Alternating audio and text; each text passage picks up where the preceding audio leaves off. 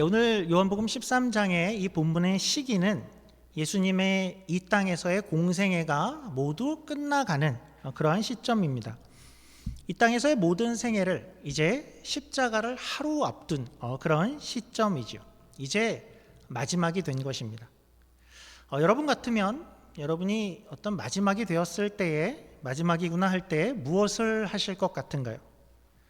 나는 한 그루의 사과나무를 심겠어 했던 그런 분도 계신데 어떨까요? 아마도 우리는 마지막 때에 가장 우리가 사랑하는 그런 사람들과의 시간을 보내고 싶지 않을까 싶습니다. 그리고 그들과 함께 하고 아마도 내가 이 마지막에 그들을 위해서 그 무엇이라도 좀 도움이 될 수 있는 어떤 것을 할 수 있을까? 어떤 권면이든지 이런 것은 이렇게 처리해라든지 어떤 이런 것은 삼가해야 돼. 이런 인생은 이렇게 살았으면 좋겠어 라든지 그러니까 그들에게 남겨진 이들에게 유익이 되는 최고로 집중해서 가장 도움이 될 만한 그 일을 마지막에 할 것 같습니다. 예수님의 오늘 모습이 그런 모습과 매우 유사한 그런 오늘 본문입니다.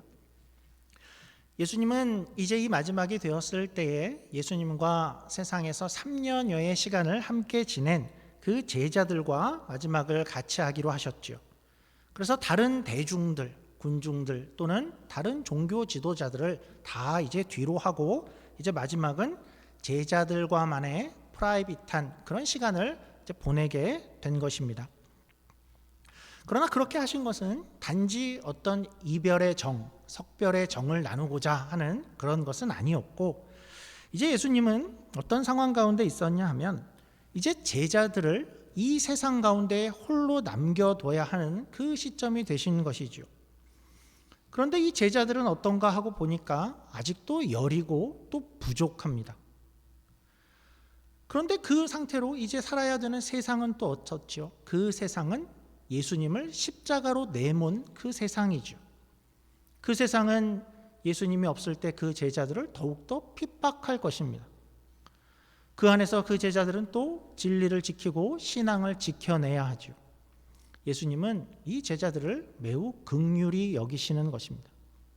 그런 제자들 앞에 이제 홀로 남겨질 그 제자들에게 예수님은 힘을 주고 또 격려를 하시고 또 가르침을 하실 필요가 있었던 것이죠.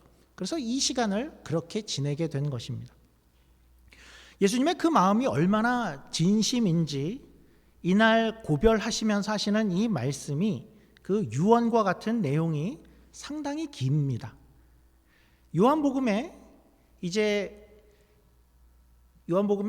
약 3년 반의 그 시간을 공생애를 보낸 것이 요한복음 기준으로 1장에서 12장까지를 차지하고 있습니다. 그러니까 12장이 3년 반이죠.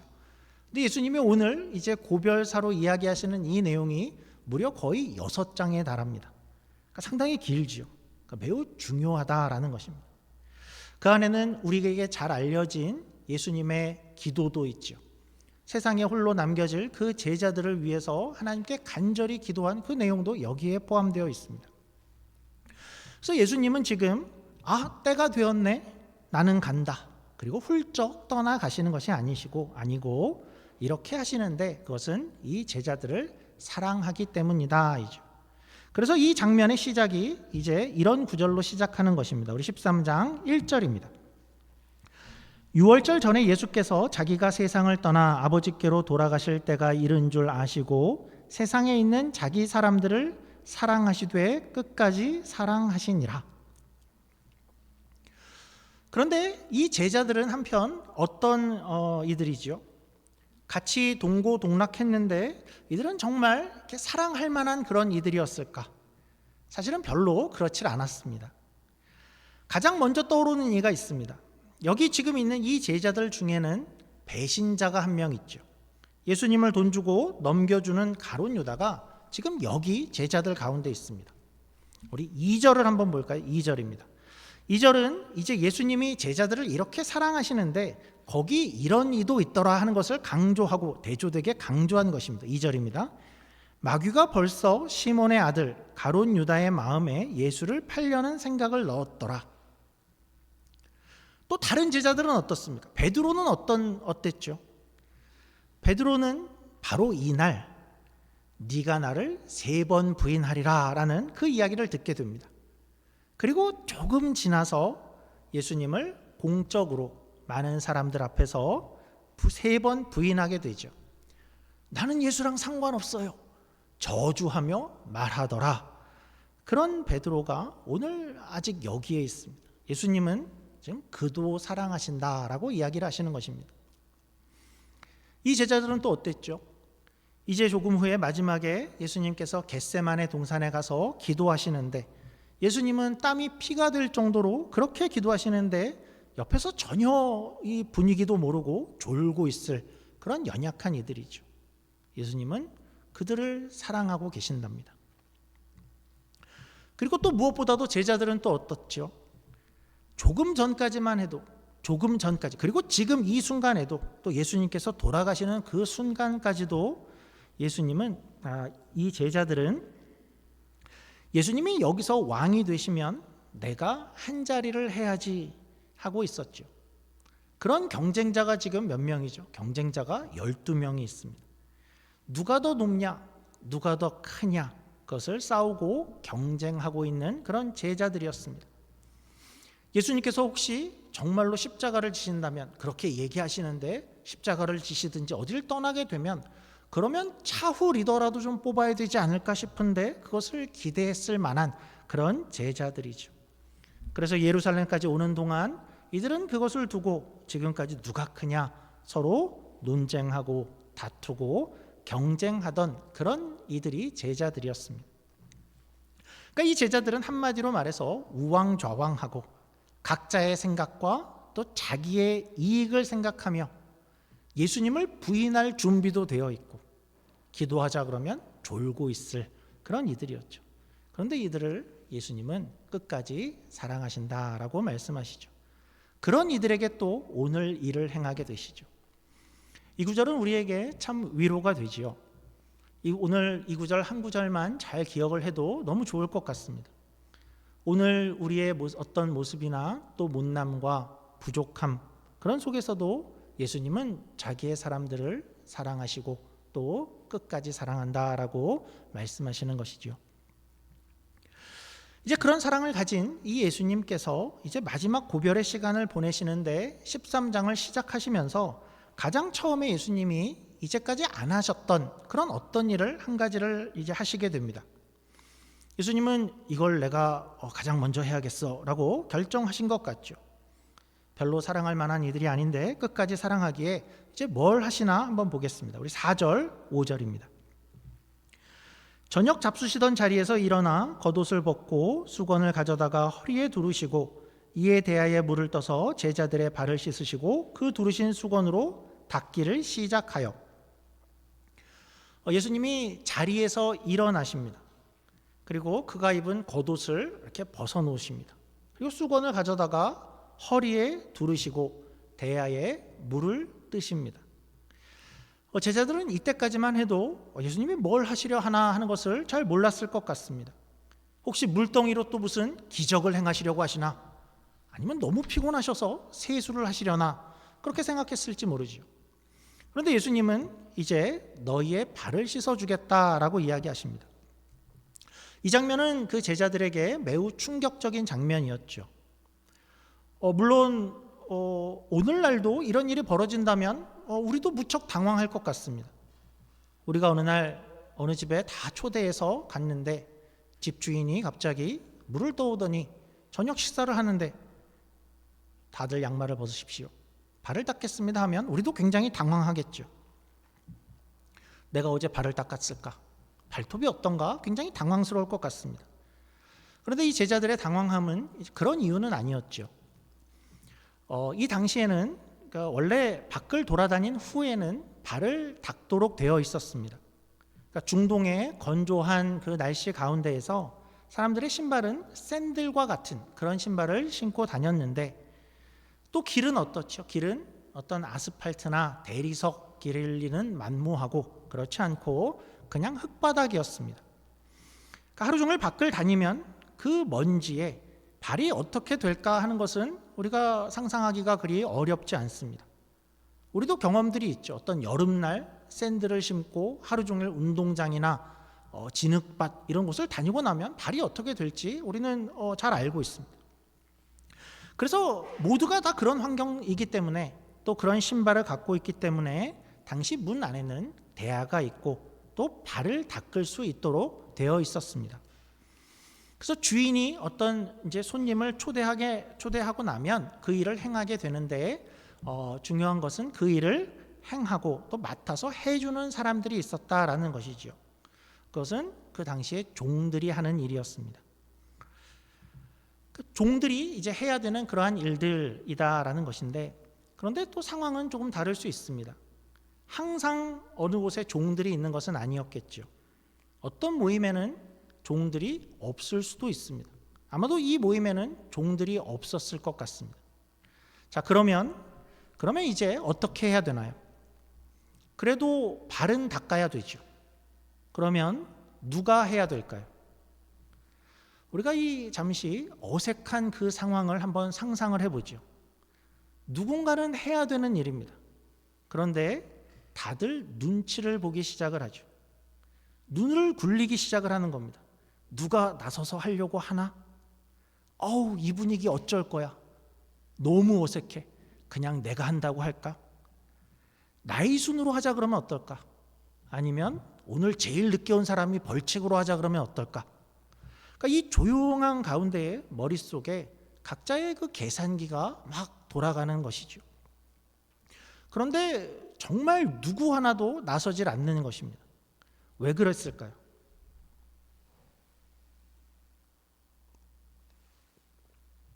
누구 하나도 나서질 않는데 왜 그랬을까요? 귀찮아서 그랬을까요? 너무 허드렛 일이어서 그랬을까요? 아니죠. 단지 그런 것이 아닙니다. 한번 생각을 해보죠. 지금 제자들은 어떤 경쟁을 하고 있었죠? 누가 더 높은가에 경쟁을 하고 있습니다. 그래서 내가 나설 수는 없는 것입니다. 내가 혹시라도 여기서 지금 나선다면 어떻게 되는 거죠? 모두 앞에서, 그리고 그 경쟁자들 앞에서 내가 자연스럽게 가장 낮은 자다라는 것을 인정하는 것이 되기 때문이죠. 그러니까 이 문제는 지금 단지 누가 발을 닦냐 안 닦냐의 문제를 넘어서 향후 내 위치, 내 자리를 좌우할 순간이었던 것입니다. 그러니까 내가 지금 나서서 네 발을 먼저 닦으면 나는 종의 위치다.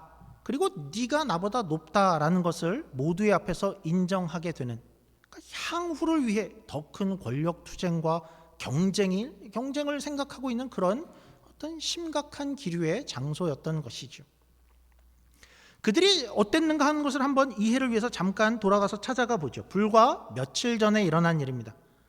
그 더 이전에도, 그러니까 이런 일 때문에 예수님께 한 소리를 들었던 제자들인데 불과 며칠 전에 이런 일이 또 일어납니다. 우리 마태복음 20장입니다. 마태복음 20장 20절입니다. 그때 세베대의 아들의 어머니가 그 아들들을 데리고 예수께 와서 절하며 무엇을 구하니 예수께서 이르시되 무엇을 원하느냐 이르되 나의 이 두 아들을 주의 나라에서 하나는 주의 우편에 하나는 주의 좌편에 앉게 명하소서. 24절입니다. 열 제자가 듣고 그 두 형제에 대하여 분히 여기거늘. 그러니까 12제자 중에 두 제자인 세베대의 아들 요한과 야고보가 이제 어머니와 함께 예수님께 와서 말하는 것이지요. 높은 자리 하나 부탁합니다. 그러니까 어머니와 같이 가서 사전 로비를 한 것입니다. 그리고 이 일을 어찌해서 나머지 10 제자가 이렇게 했다라는 것을 듣고 알게 되었습니다. 그리고 나서 그 나머지 사람들이 어떻게 반응했다 그러죠? 그들이 그랬어? 라는 이야기를 듣고 모두가 다 분해하더라 입니다. 비겁하게 엄마 찬스를 썼어? 나보다 먼저 가서 그 얘기를 했어? 그러니까 이건 무슨 말이죠? 12제자가 모두가 다 그 경쟁을 하고 있었다라는 뜻이죠. 지금 그들 모두의 관심은 누가 더 높아지냐였죠. 누구보다, 남들보다 높아지는 것이었습니다. 그러니까 그런 이들이었기 때문에 오늘 이 자리에서 더 망설이고 있는 것이죠. 그러니까 지금 다 모른 척을 하고 있는 것입니다. 다른 일 하는 척하고, 뭐 떨어진 거 줍는 척하고, 먹는 물 따르는 척하고, 전화라도 있었으면 전화 받는 척하고, 다 그러고 있었던 것입니다. 모두가 알고 있는데, 발을 닦아야 되는데 아무도 나서지 않았다. 그래서 어떻게 되었냐? 그래서 그냥 자리를 잡은 것 같습니다. 일정한 시간이 지난 것 같죠. 3절에서도 저녁을 잡수시던 중이라 그러고, 우리 4절도 보죠. 4절입니다. 저녁 잡수시던 자리에서 일어나. 그러니까 예수님이 드디어 움직이기 시작했던 그때가 저녁 잡수시던 자리였다라고 하죠. 아무도 발을 닦지 않았고 자리를 잡았는데 이제 예수님이 거기에서 일어나셨다라는 것이죠. 그리고 예수님이 이제 모두가 망설인 가고 싶지 않은 자리, 가장 낮은 자리, 종의 자리로 예수님이 가시더라입니다. 그리고 그 일을 하죠. 종의 일. 종의 일이 뭐였죠? 그 자리로 간다는 것이 뜻하는 것은 내가 높은 자가 아니다라는 것을 인정하는 일이고, 내가 뒤처지겠다라는 것을 의미하는 것이고, 내 이익을 포기하는 것을 의미하는 그 일을 예수님이 행하셨다라는 거죠. 그리고 나서 이제 예수님은 그것을 다 하고 나서 제자들에게 이렇게 말씀을 하십니다. 우리 12절부터입니다. 그들의 발을 씻으신 후에 옷을 입으시고 다시 앉아 그들에게 이르시되 내가 너희에게 행한 것을 너희가 아느냐? 너희가 나를 선생이라 또는 주라 하니 너희 말이 옳도다. 내가 그러하다. 그러니까 내가 높다이죠. 나보다 높은 이는 없다. 내가 주와 또는 선생이 되어 너희의 발을 씻었으니 너희도 서로 발을 씻어주는 것이 옳으니라. 내가 너희에게 행한 것 같이 너희도 행하게 하려 하여 본을 보였노라. 그러니까 이것은 무슨 뜻이지요?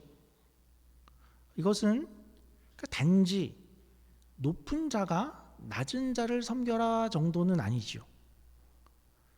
너희가 이제부터는 허드렛 일을 마다하지 마라 그런 정도는 아닙니다. 그러니까 잘 돌아봐서 힘든 일, 모두가 안 하는 일 있어? 먼저 가서 해라. 물론 그것도 좋은 일이지만 지금 말하고 싶은 것은 그것이 다가 아니죠. 핵심은 어디 있냐 하면 서로가 서로의 발을 씻어주라에 있습니다. 무슨 말일까요? 너희는, 그리고 이제 여기는 누가 높고 낮고의 어떤 서열, 권력의 차등, 그런 것이 있는 곳이 하나님 나라가 아니다라는 뜻이죠. 그래서 너희 서로는 늘 동등하고 서로가 경쟁을 하는 곳이 아니다라는 뜻이죠. 그러니까 높은 자가 낮은 자를 섬겨라가 아니라 높고 낮고의 차등이 없는 곳이다라는 것이죠. 서로가 서로는 동등한 것이고 서로를 섬기고 서로를 닦아주는 같아지는 곳이다라는 뜻입니다. 그러니까 서로를 어떤 자기의 이익의 대상으로 삼고 자기의 유익과 이익을 위해서 어떤 이용하는 곳은 아니죠. 이익이 되면 다가가고 아니면 내려놓는 그런 것도 아닙니다. 누가 더 높아서 어떻게 다른 사람들을 사용할까를 비교하고 경쟁하는 그런 곳이 아니다라는 뜻이죠. 그러니까 그런 본을 지금 예수님이 이렇게 보이시는 겁니다. 하나님이신 예수님인데 그 높으신 분이 이 땅에 이렇게 오셨는데 그분이 지금 너희를 이렇게 섬기고 있어. 거기보다 높았던 사람이 누가 있을 수 있냐?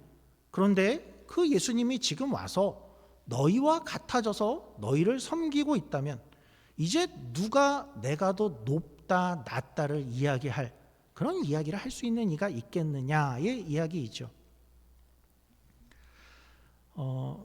세상의 기본 구조는, 세상이 추구하는 구조는 늘 피라미드 구조이죠.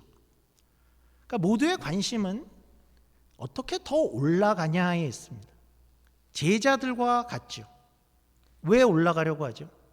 올라가면 더 높은 힘과 또 권력을 누릴 수 있기 때문에 그렇습니다. 거기에 올라가면 나는 저 아래에 있는 이들보다 다른 등급이야, 다른 레벨이야, 그걸 위해서 살아가죠. 올라가서는 그 우월감을 은밀히 또 즐기는 것을 즐겨가죠. 저들과 달라, 나는 레벨과 달라. 그리고 또 한편 위를 바라보면 어떻죠? 위를 바라보면서는 늘 부러움을 갖습니다. 열등감을 갖죠.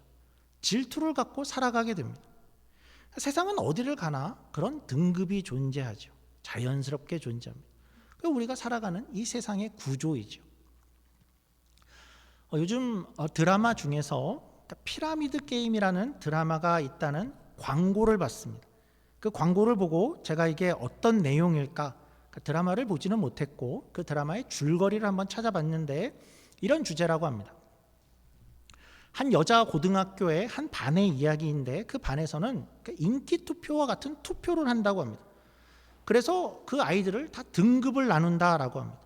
그러면서 일어나는 일들인데 그 반은 그 투표를 정기적으로 행하면서 각각을 어떤 피라미드의 한 층 가운데 배치를 시키게 됩니다. 그래서 그 등급이 낮은 아이들은 자기의 등급보다 더 위로 올라가려는 그런 관심을 갖게 되고 그 위의 등급은 거기에 뽑히면 어떤 권력을 갖게 됩니다.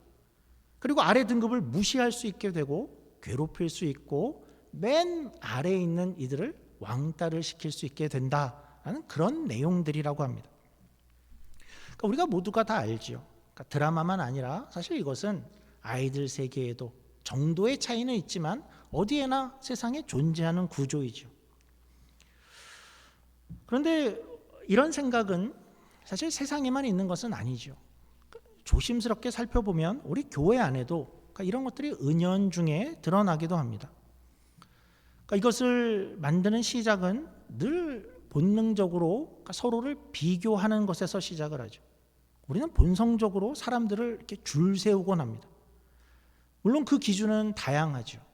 어떤 살아온 환경에 따라서, 또 재력에 따라서, 학력에 따라서, 또 직업에 따라서, 아이들을 비교해서도, 또 건강 상태로, 또는 신앙을 얼마나 오래 가졌냐를 가지고도 우리는 줄을 세우곤 하죠.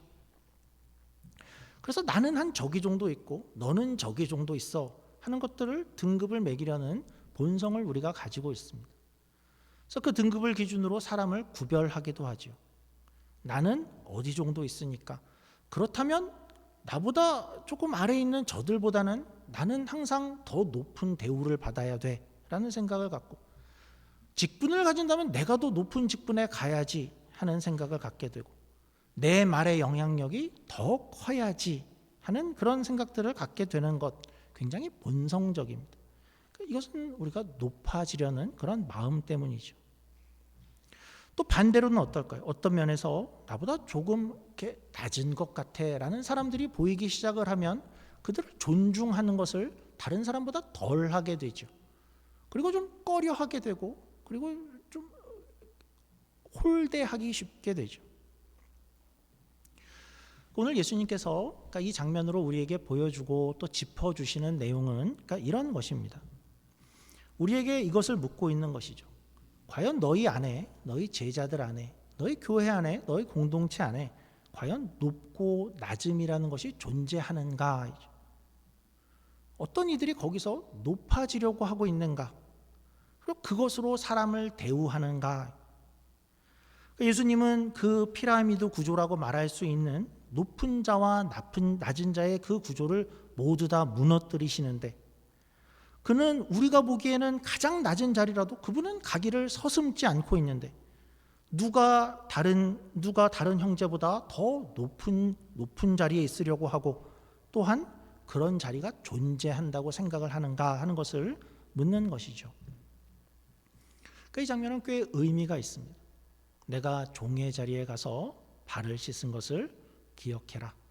너희는 모두가 동등하다. 높고 낮음에 경쟁을 하는 것이 아니다.